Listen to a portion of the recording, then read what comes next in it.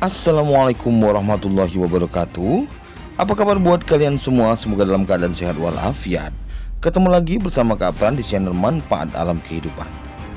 Kali ini kita akan membahas tentang utusan Allah, yaitu Nabi Lut. Di dalam Al-Quran disebutkan Allah murka atas kemaksiatan kaum Nabi Lut.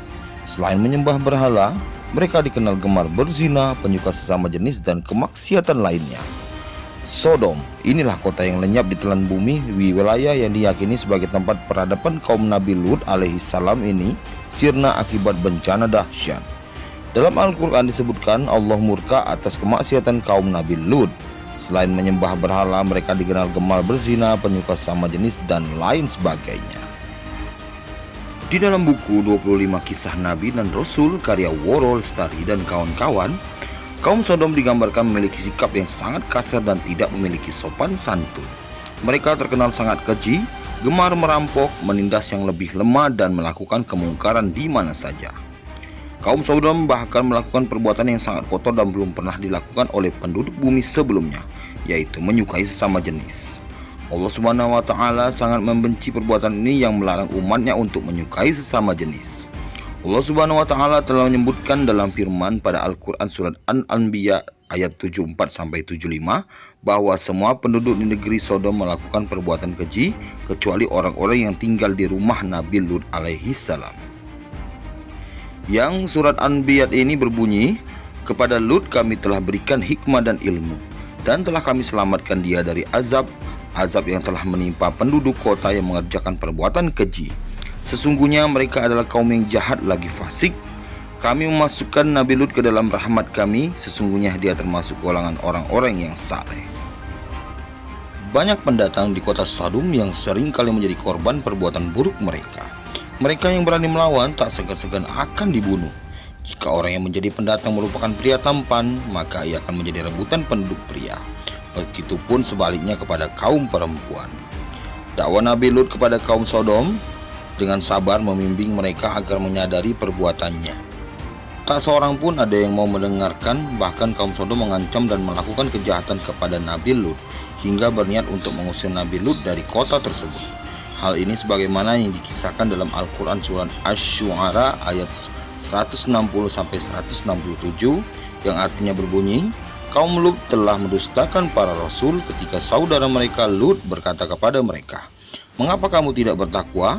Sesungguhnya aku adalah seorang rasul terpercaya yang diutus kepadamu. Maka bertakwalah kepada Allah dan taatlah kepadaku. Aku tidak meminta imbalan kepadamu atas ajakan itu. Imbalanku tidak lain hanyalah dari Tuhan semesta alam. Mengapa kamu mendatangi jenis laki-laki di antara manusia, sementara kamu tinggalkan perempuan yang diciptakan Tuhan untuk menjadi istri-istrimu? Kamu kaum yang melampaui batas. Dan mereka menjawab, wahai Lut, jika tidak berhenti, niscaya engkau benar-benar akan termasuk orang-orang yang kami usir. Perbuatan dari kaum Nabi Lut memang sangat melampaui batas. Dari Nabi Lut sampai ingin diusir, dan juga perbuatan-perbuatan yang sangat mungkar sekali hingga mengundang murkanya Allah Subhanahu wa Ta'ala. Dosa-dosa itu membuat Allah murka, dan kota tersebut kemudian dihancurkan, dijungkir balikan, dan musnah. Ayat Al-Quran yang berbunyi, maka tak kala datang azab kami jadikan negeri kaum Lut itu atasnya ke bawah, dan kami balikan, kami hujani dengan batu belerang, tanah yang terbakar secara bertubi-tubi. Surat Al-Hud ayat 82. Setelah ribuan tahun, para ilmuwan mencari kota yang hilang itu sejak tahun 2005. Para ilmuwan tersebut melakukan ekskavasi di Tal Hammam, Yordania. Wilayah yang terletak di timur Sungai Yordan itu diyakini menjadi lokasi reruntuhan kota Sodom yang dilaknat itu. Para ilmuwan yakin kota Sodom dan juga Gomorrah terletak di lembah Sungai Yordan. Sebelah utara Danau Mati, Sodom diyakini sebagai kota yang besar, makmur, dan menjadi pusat perdagangan semasa jayanya. Dan kini, setelah satu dekade penggalian, para ilmuwan sangat yakin di sanalah kota Sodom dulunya berdiri. Dalam ekskavasi itu, mereka mendapatkan temuan yang mengejutkan. Dikutip dari Daily Mail, Kamis 15 Oktober 2015, para ilmuwan menemukan puing-puing kota dari zaman perunggu di Tal Hammam. Kota ini diyakini sangat mirip dengan kota Sodom yang digambarkan dalam kitab suci. Reruntuhan yang diduga sebagai kota Sodom ini sangatlah luas, diyakini sebagai kota terluas di wilayah itu, 5 hingga 10 kali luas kota-kota di sekitarnya. Stephen Collins, ilmuwan Trinity Southwestern University, New Mexico, Amerika Serikat, yang memimpin penelitian tersebut mengklaim timnya menemukan bukti adanya kota yang diperluas, dilengkapi dinding pertahanan dari bata merah dengan tebal 5,2 meter dan tinggi 10 meter. Tembok ini dilengkapi dengan gerbang, menara pengawas, dan setidaknya 1 jalan. Bagi para peneliti, dinding ini menjadi bukti bahwa kota itu terus diperluas dan diperkaya. Selama pertengahan zaman perunggu, tembok ini digantikan dengan benteng yang lebih besar, lebar 7 meter bagian atas dan datar, dan difungsikan sebagai jalan yang melingkari kota. Dari temuan-temuan itulah tim yang dipimpin Collins yakin telah menemukan kota Sodom yang dilenyapkan itu. Para peneliti ini juga memberikan bukti lain untuk mendukung keyakinan mereka bahwa Tal El Hammam tiba-tiba kosong menjelang akhir zaman perunggu. Apa yang kami temukan adalah negara kota yang penting, negara kota yang besar untuk semua tujuan praktis, tidak diketahui oleh peneliti sebelum kami mulai proyek ini, kata Collins. Tal El Hammam, tambah Collins, sangat cocok dengan kota Sodom yang digambarkan di dalam kitab suci. Reruntuhan yang diduga sebagai kota Sodom itu sangatlah luas, diyakini sebagai kota terluas di wilayah itu, 5 hingga 10 kali luas kota-kota di sekitarnya.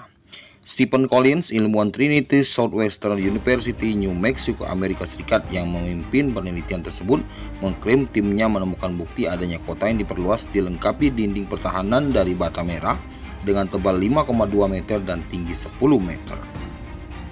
Tembok ini dilengkapi dengan gerbang, menara pengawas, dan setidaknya 1 jalan. Bagi para peneliti, dinding ini menjadi bukti bahwa kota itu terus diperluas, diperkaya.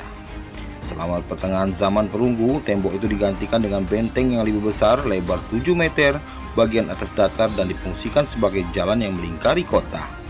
Dari temuan-temuan itulah, tim yang dipimpin Collins yakin telah menemukan kota Sodom yang dilenyapkan itu. Para peneliti ini juga memberikan bukti lain untuk mendukung keyakinan mereka bahwa Tal El Hammam tiba-tiba kosong menjelang akhir zaman perunggu.